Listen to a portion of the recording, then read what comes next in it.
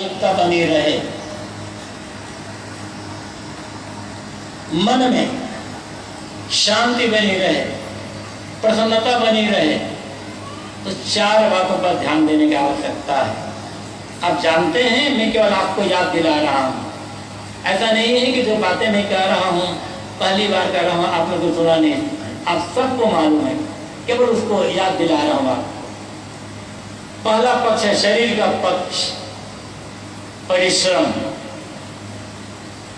मेहनत, पुरुषार्थ। जो भी काम करते हो समर्पित होकर के करें।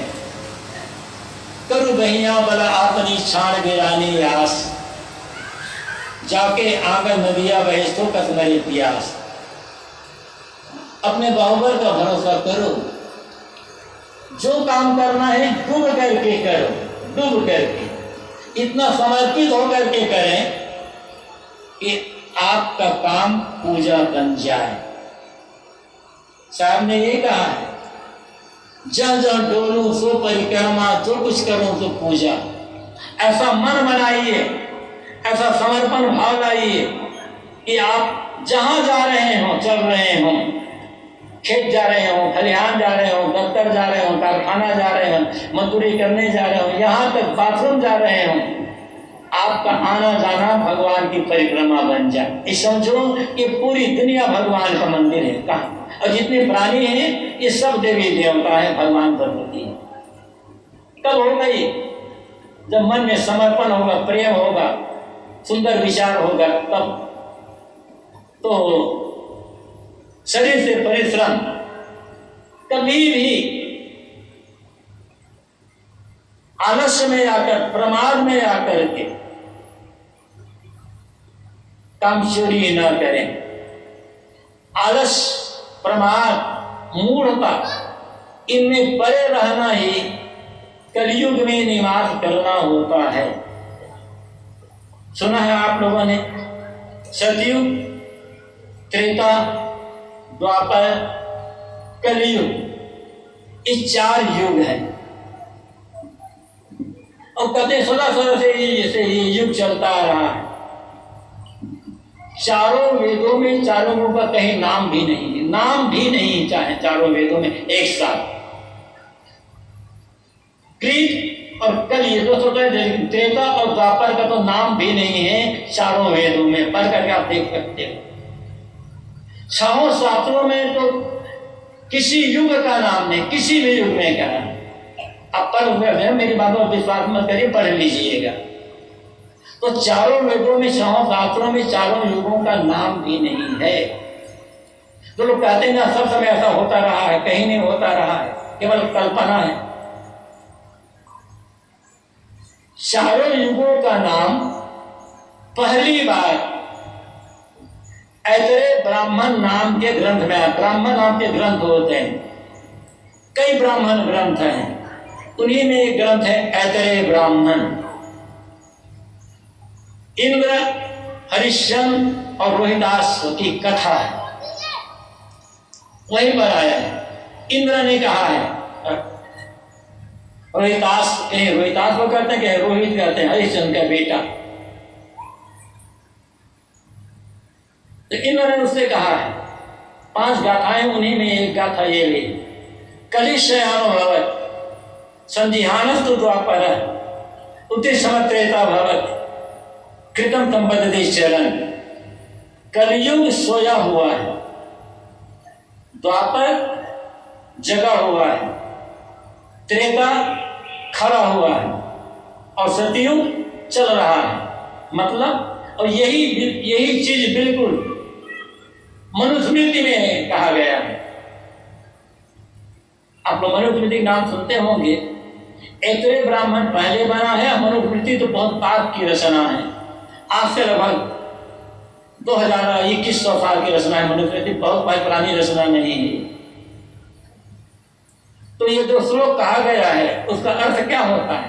जब आदमी आलस, मूर्ता, प्रमाद में पड़ करके सब काम धाम छोड़ करके निठल्ला बैठा हुआ है, तो आदमी कलयुग में जी रहा है। कलयुग अर्थ ही होता है। कुछ विकास नहीं हो पाएगा। तो कामचोर हो जाना, निठल्ला, आलसी बन जाना, ये कलयुग में निवास करना है। संजीहान तू द्वापर,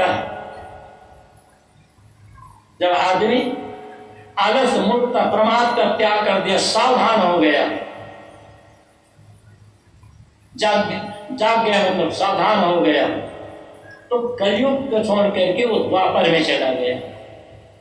केवल जागा हुआ, सावधान हुआ, लेकिन नहा धो लिया, कपड़े पहन लिया और खड़ा होकर तैयार हो गया कहीं जाने के लिए या काम करने के लिए, तो वो त्रेता युग में पहुंच गया।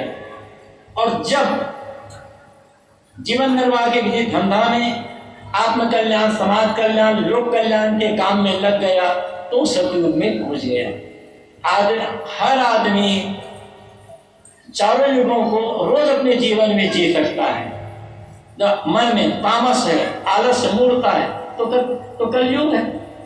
ज्ञान है, प्रसन्नता है, कोई लोक मंगल का काम हो रहा है, तो सतयुग है। मर्जी आपकी, आप कलयुग में जीना चाहते हो तो सतयुग में जीना चाहते हैं। बात नहीं कह रहा था, शरीर से परिश्रम, आलसी नहीं होना है, निकम्मा नहीं होना, प्रमादी नहीं बनना है। ऐसे आदमी को जो आलसी है, निकम्मा है, किसी को कुछ देना जानता ही नहीं है, मुर्दा पड़ाता है, ऐसे आदमी को ऋग्वेद में पाप खाने वाला कहा गया है। मोघ बंधम विद्यते अपरिचेता, सत्यम ब्रवीमि वद इद सतस, नारे मनम पुष्य तो नो सखाया, केवलाहो भवति केवलाति। ये ऋग्वेद का मंत्र है, बड़ा सुंदर मंत्र है, एक बहुत बड़ी शिक्षा इसमें दी गई है। मोघम मन्नम विद्यते प्रचम, मोघम मन्नम विद्यते अपरिचेता, जो आदमी असावधान है, आलसी है, प्रमादी है, निठल्ला है, वह आदमी व्यर्थ ही अन्न खा रहा है, उसका खाना व्यर्थ का है। सत्यम ब्रवीमि वद इद सतस, मैं सच कह रहा हूं, आलसी आदमी, निकम्मा आदमी अपनी खुद हत्या खुद कर रहा है, खुद अपनी हत्या कर रहा है। वो इतना तक कर दिया गया, जो प्रमाद में, मूर्खता में, अहंकार में चूर है, कोई काम नहीं करना चाहता। ऋषि कहते हैं वो आदमी अपनी हत्या कर रहा है। नारी मनम पुष्य तो नो सखाया, जो न तो सज्जनों को, संतों को खिलाता है, ज्ञानियों को खिलाता है, न ही अपने सखाया परिवार वालों को, मित्रों को खिलाता है। केवल आदि, जो किसी को दिए बिना, किसी को बांटे बिना, किसी को खिलाए बिना, केवल स्वार्थी प्रकृति के आदमी हैं। केवल आदि, केवल अपना पेट भरना चाहता, अपना स्वार्थ, अपना भोग देखता है, तो क्या हो जाता है? केवल आगो भवति, वह आदमी केवल पाप खाता है। तो जो भी खाता है पाप खा रहा है। अब पाप खाने वाले का परिणाम क्या होगा, कुछ समझ सकते हैं? ये आज से हजारों साल पहले ऋग्वेद में कहा गया है। तो शरीर से परिश्रम, मेहनत, शरीर हमारे पास है, जितना परिश्रमी होंगे किसी भी प्रकार से शरीर स्वस्थ रहेगा, उपार्जन होगा, जीविका चलेगी, दूसरों की सेवा होगी। ये पहला। दूसरा, वाणी है हमारे पास, मनुष्य को वाणी की शक्ति मिली हुई है। तो जो बोले, जहां भी बोले, मीठी वाणी बोले, मधुर वाणी में बात करें। एक उदाहरण याद आ गया। आदमी सोचता है कि मैं इतना धन कमा लूं कि कोई एक फैक्ट्री लगा सकूं। अच्छी बात, फैक्ट्री लगाना गलत नहीं है, लेकिन तो ऐसी फैक्ट्री है जो हर आदमी के पास होना चाहिए। यदि शांति से प्रसन्नता से जीना चाहते हो और परिवार में बड़ा अच्छा वातावरण बनाकर, समता एकता वातावरण बनाकर रहना चाहते हैं, तो स्त्री हो, पुरुष हो, बूढ़ा हो, जवान हो, हर आदमी को 2 फैक्ट्री का मालिक होना चाहिए। यदि जिस आदमी के पास ये 2 फैक्ट्री है वो कहीं भी चला जाए उसे मित्रों की कमी नहीं होगी, सहयोगों की कमी नहीं होगी, उसके बात से, उसके व्यवहार से जो भी मिलेगा बड़ा प्रसन्न रहेगा। 2 फैक्ट्रियां ऐसी है जिसमें एक भी पैसा लगना नहीं है, न सरकार से लाइसेंस लेना है, न बिजली का कनेक्शन लेना है और न कोई किसी मजदूर की आवश्यकता है। घर में 10 लोग हैं, 10 पास फैक्ट्री होनी चाहिए। आप कहोगे ऐसी कौन सी फैक्ट्री हो सकती है? बात संकेत में है। वो फैक्ट्री कौन फैक्ट्री है? जबान में शुगर फैक्ट्री और दिमाग में आई फैक्ट्री, मतलब मीठी जबान ठंडा दिमाग। शुगर मीठी होती है ना, चीनी शक्कर मीठी होती है ना, और आइस बर्फ ठंडी होती है।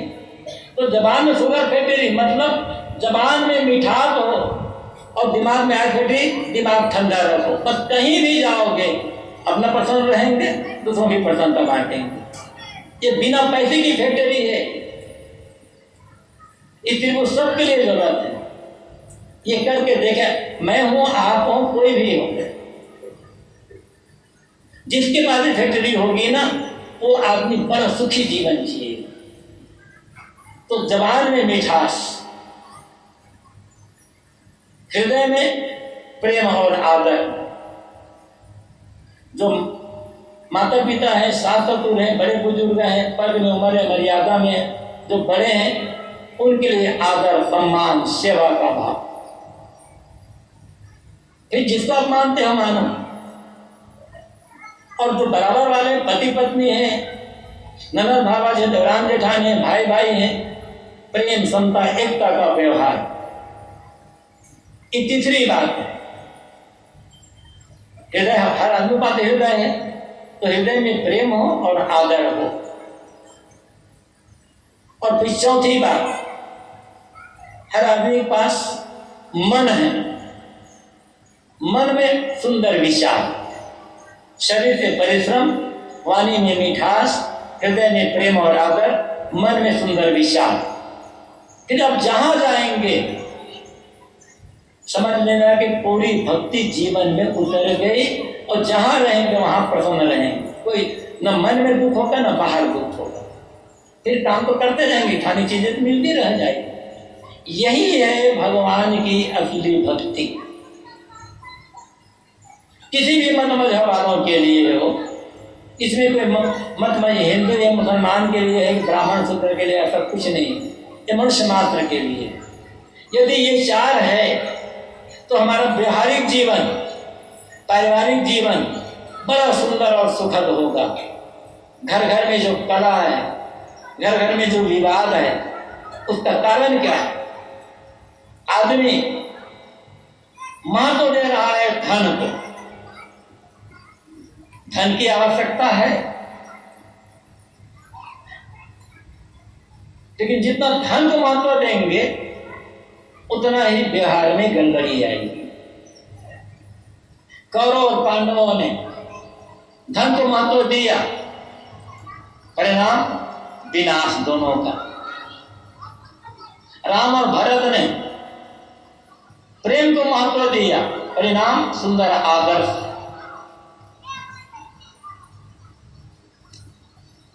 धन नहीं रहने वाला है। हमारे गुरुदेव जी प्राय कहा करते थे,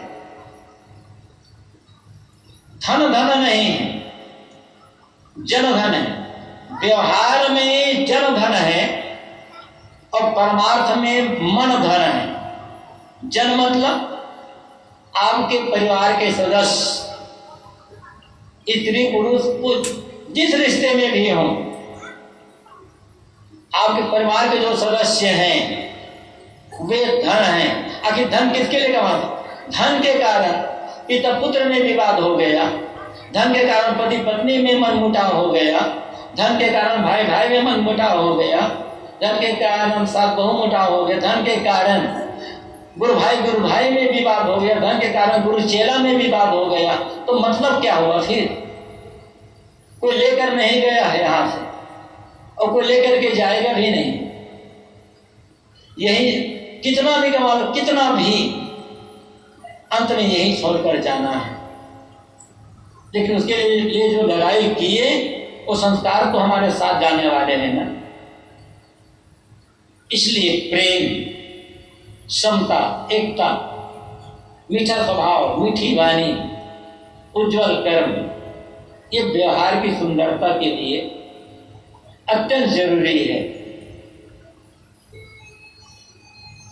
इसके बाद जब मन इन सब से कोमल हो जाएगा तब भूमिका बनेगी परमार्थ के लिए, साधना, भजन, ध्यान, चिंतन, अध्यात्म के लिए।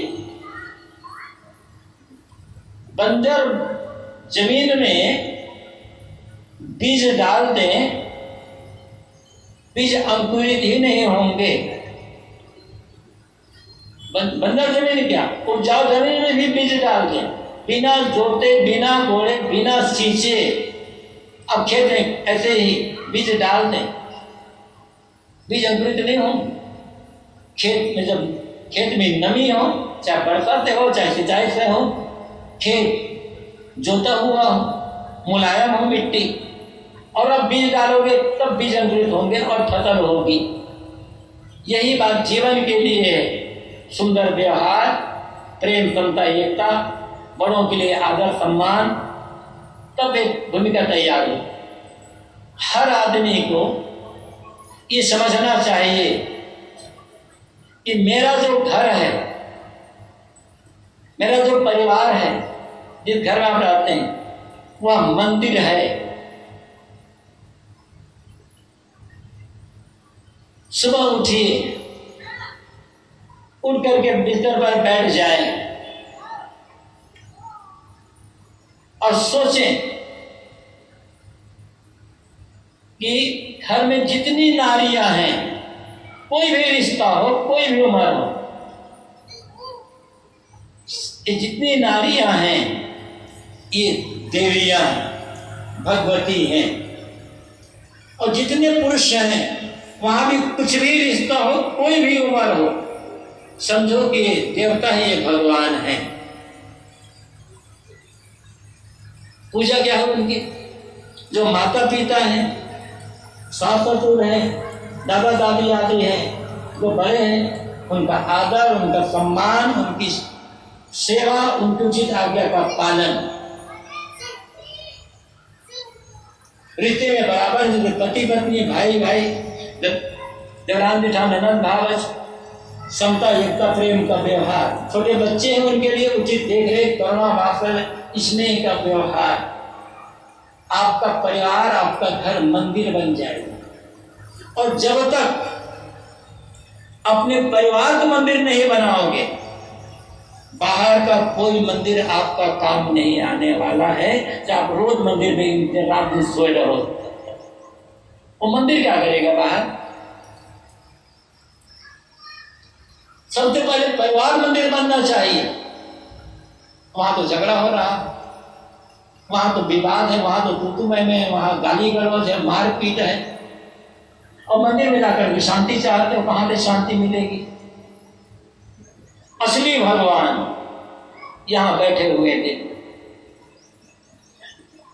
शिव जी का कहेंगे चित्र मिलता है, अर्धनारीश्वर महादेव, देखा होगा कहीं आप लोगों ने।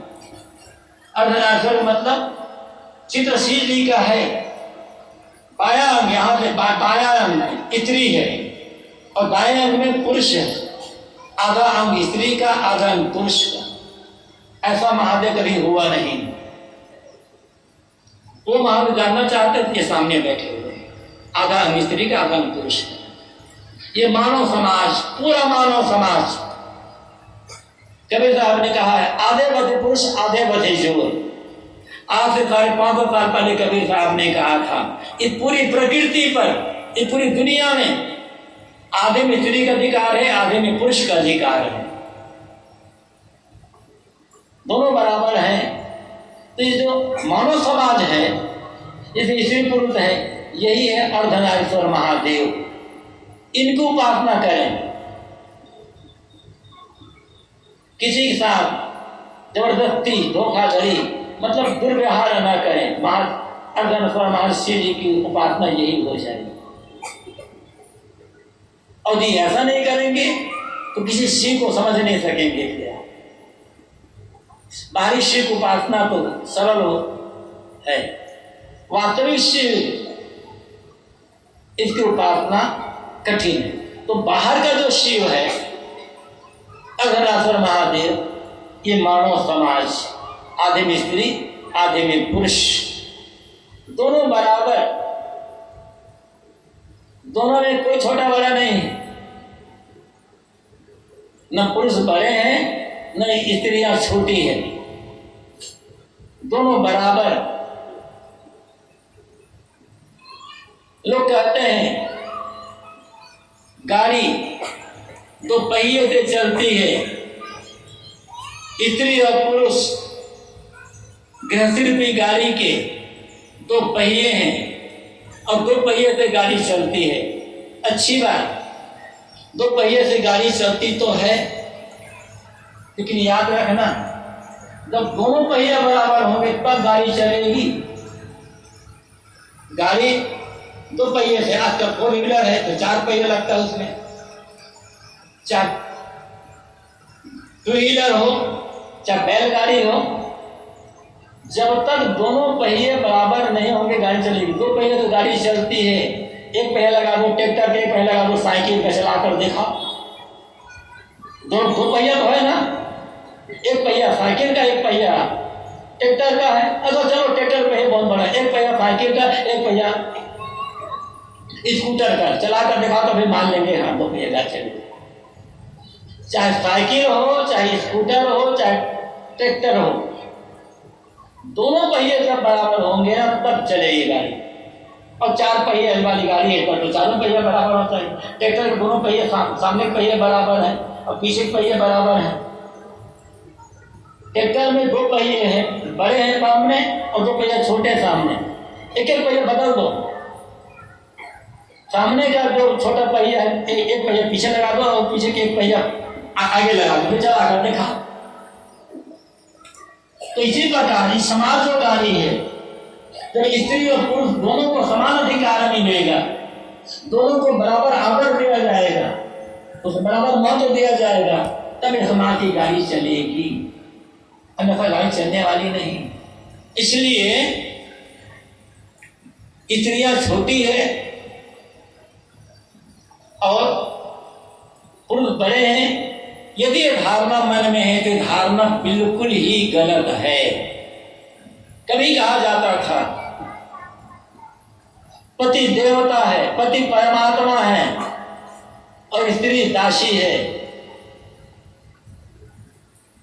जब कहा गया था तब कहा गया था, अभी कहना गलत था। चाहे शास्त्रों में लिखा हो, चाहे रामायण में लिखा हो, चाहे भागवत में लिखा हो, चाहे लिखो, ये लिखना गलत था और गलत है। कहीं लिखा जो जब वेद में भी यदि गलत बात लिखी है तो वो भी गलत है, सही नहीं हो जाएगी। इसलिए यदि दासी है तो दासी के पति दासी ही होगा, परमात्मा नहीं होता। और यदि पति परमात्मा है तो पति परमात्मा तो पत्नी भी परमात्मा ही होगी। बराबर अधिकार दो तब काम चलेगा। मैं ये कह रहा था, सुंदर व्यवहार से अपने घर को जब मंदिर बना लेंगे आप,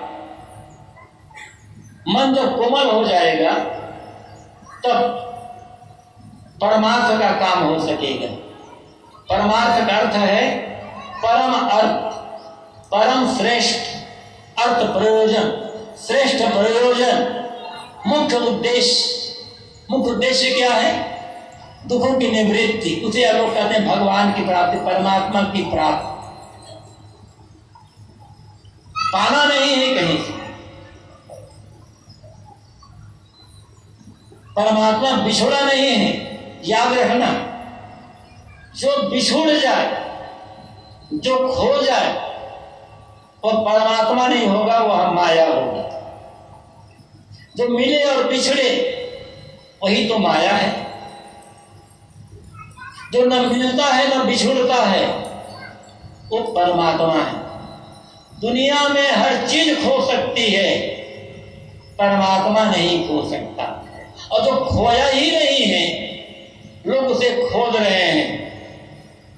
आत्मज्ञान बिना नर भटके क्या मथुरा क्या काशी, पानी में मीन प्यासी मोहिम सुन सुन आवत हासी। ताकत है पानी में लगा मछली प्यासी है, मुझे सुन सुन करके हंसी आती है। मछली पानी में लगा प्यासी नहीं होती है। हम और आप परमात्मा में हैं और प्यासे हैं, क्योंकि समझ नहीं रहे हैं। क्यों? काशी मथुरा प्रयाग बद्रीनाथ में खोद रहे हैं, इसलिए प्यासे हैं। खोदना बंद कर दो, ठहर जाओ। परमात्मा मिला मिलाया है, खोजना कहाँ है?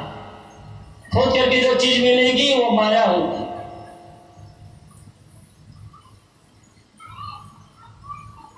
इसी छत्तीसगढ़ की शायद बात है, बहुत दिन हो गए, 40 साल से पहले की बात हो गई। ऐसे शाम का समय था,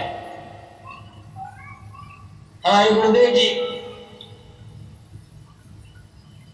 प्रवचन का समय हुआ, पूरा हुआ, लोटा कुछ कपड़ा लिए और चले गए थोड़ा बाहर। एक थोड़ा छोटा जंगल जैसा था, जो वहां चले गए। एक झुरमुट में जाकर अकेले ध्यान में बैठ गए। कुछ देर बैठे रहे। इतने में किसी के पैरों की आहट सुनाई पड़ी। लगा कि कोई आ रहा है, एकदम पास में आ गया। गुरुदेव जी ने देखा तो एक 18-20 साल का एक नवयुवक वहां खड़ा था। गुरुदेव जी ने उससे पूछा, बेटा क्यों आए हो, क्या चाहते हो? 18-20 साल उम्र है, भावना कैसे होते देखो। उसने कहा, महाराज परमात्मा कब मिलेगा? यहाँ तो बूढ़े बूढ़े लोग सोचते हैं महाराज बाल बच्चों का आशीर्वाद दे दो, और वो सोचता क्या है, 18-20 साल की वो पूछ क्या रहा है, महाराज परमात्मा कब मिलेगा? उसके प्रश्न सुनकर गुरुदेव जी ने कहा, तुम ये बताओ परमात्मा कब खोया हुआ है? परमात्मा के बिछुड़ जाने की तारीख बताओ, तो परमात्मा की मिलने की तारीख बताओ। जो बिछुड़ा ही नहीं है उसे कब मिलेगा, ये प्रश्न करना ही गलत है। हमारा और आपका परमात्मा बिछड़ा हुआ नहीं है, विस्मृत है, भूल गए हैं, स्मरण में नहीं है। केवल विस्मरण से स्मरण की ओर आना है, याद करना है। याद करो, मिला मिलाया। अनुभव कब होगा? जब मन निश्चल होगा। कवि साहब कहे पद, घूंघट का पट खोल रहे तो वो भी मिलेंगे। घूंघट का पट पर्दा, अविद्या या घूंघट है अविद्या। अविद्या का पर्दा हटा दो, अहंकार का पर्दा हटा दो, परमात्मा मिल गया। मिल गया, मिला मिलाया। जैसे खास करके शहरों में, देहातों में भी कहीं कहीं होता है, किसी खास चौक पर किसी की मूर्ति स्थापित की जाती है। मंदिर में भी मूर्ति स्थापित की जाती है। स्थापना हो गई तो एक काले रंग के कपड़े से उसे ढक दिया जाता है। और फिर किसी बड़े पुरुष को बुलाया, तो बड़े नेता को, मंत्री को या बड़े साधु महात्मा को, जो भी जैसी योग्यता जिस समय हो, उसको बुलाया जाता है। वो आता है, कपड़े हटाता है, अनावरण करता है। मूर्ति कपड़े से ढकी हुई थी, कपड़े को खोल दिया गया, मूर्ति का अनावरण हो गया। मूर्ति का हिलाया नहीं, मूर्ति पहले स्थापित है। ऐसे ही परमात्मा हमारे भीतर पहले से विराजमान है, स्थापित है। अनावरण करना है। अविद्या और अहंकार का जो पर्दा है, इस पर्दा को फाड़ करके हटा देना है। और जब तक अविद्या होगी या अहंकार होगा, परमात्मा का दर्शन, परमात्मा का साक्षात्कार, परमात्मा का आगमन कभी हो नहीं सकता है। मैं एक उदाहरण दिया करता हूं, बात बड़ी सरलता से आ जाएगी समझ में। आप लोगों ने कभी कभी ट्रेन से सफर किया होगा,